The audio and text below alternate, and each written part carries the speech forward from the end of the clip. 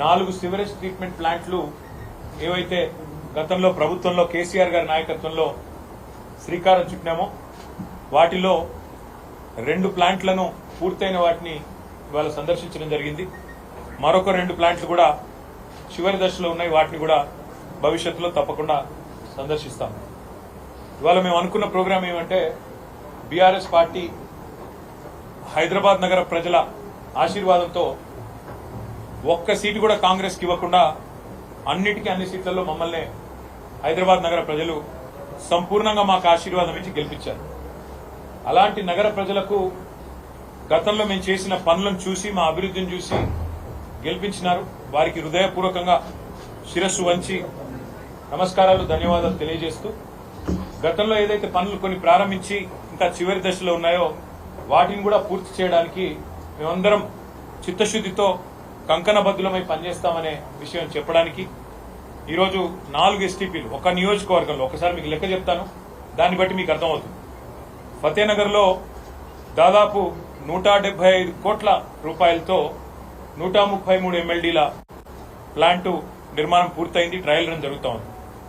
ఖాజాకుంటలో 20 MLDల plant దాదాపు 40 కోట్ల రూపాయలతోని నిర్మాణం పూర్తయింది. అది కూడా రన్నింగ్ లో ఉంది.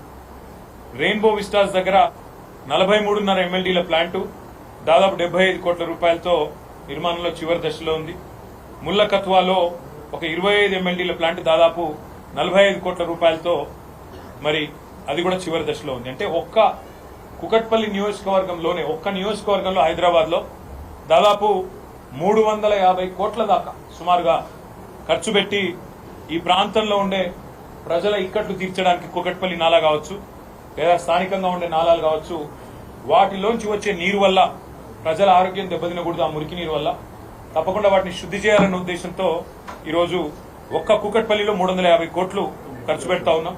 మొత్తం కనుక హైదరాబాద్ జీహెచ్ఎంసీ పరిధిలో చూసినట్టయితే భారతదేశంలో కాదు దక్షిణాసియాలో మొట్టమొదటి నగరం హైదరాబాద్ కావాలి, 100% సివరేజ్ ట్రీట్మెంట్ చేసిన నగరంగా చేయాలన్న ఉద్దేశంతో 4,000 కోట్ల రూపాయలతో ఆనాడు కేసీఆర్ గారి నాయకత్వంలో 1,276 MLDల మిలియన్ లీటర్స్ పర్ డే కెపాసిటీతో ఈ సివరేజ్ ట్రీట్మెంట్ ప్లాంట్ల నిర్మాణానికి శ్రీకారం చుట్టడం జరిగింది. మొత్తం 31 ప్రాంతాల్లో శ్రీకారం చుట్టినాం.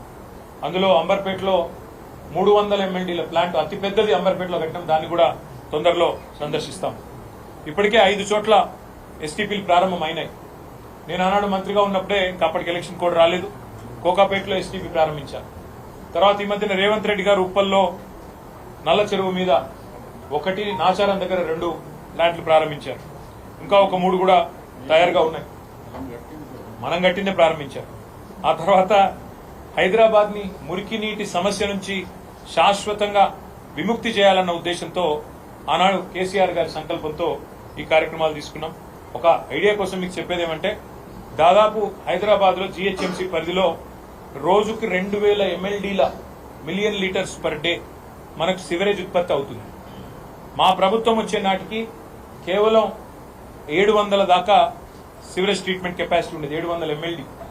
దానికి మరొక దాదాపు 1,300 MLDల కెపాసిటీ యాడ్ చేసి 4,000 కోట్ల రూపాయలతో సెకండరీ ట్రీట్మెంట్ కి మేము శ్రీకారం చుట్టినాం.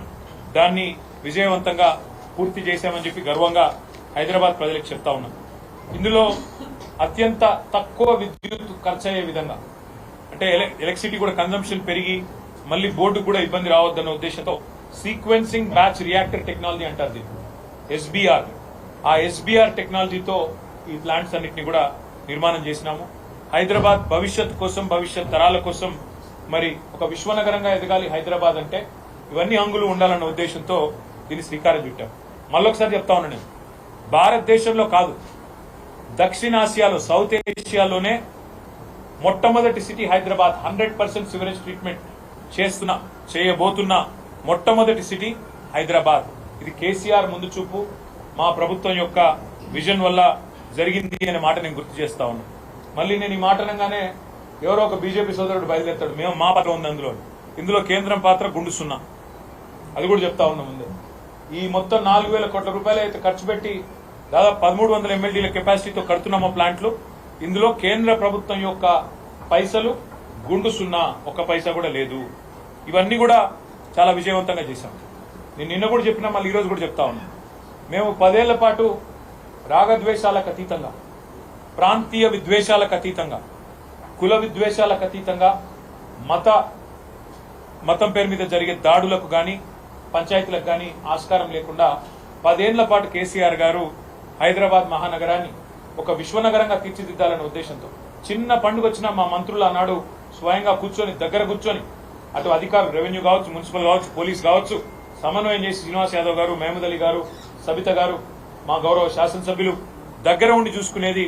చిన్నపాటి నొక్కు కూడా పడకుండా, ఎక్కడ చిన్నపాటి ఇబ్బంది కూడా కాకుండా, ట్రాఫిక్ అంతరాయం కాకుండా, ఫార్ములా రేస్ కావచ్చు, లేదా ఒక గణేష్ నిమజ్జనం కావచ్చు, లేదా మొహర్రం ఊరేగింపు కావచ్చు, బోనాల పండుగ కావచ్చు, ఏదైనా కూడా శాంతియుతంగా చేసినాం. చివరికి సినిమాల కోసం జరిగే ప్రీ రిలీజ్ ఈవెంట్లకు కూడా అంత జాగ్రత్తగా ఎక్కడ ఇబ్బంది లేకుండా చేసిన ఘనత మా ప్రభుత్వానికి.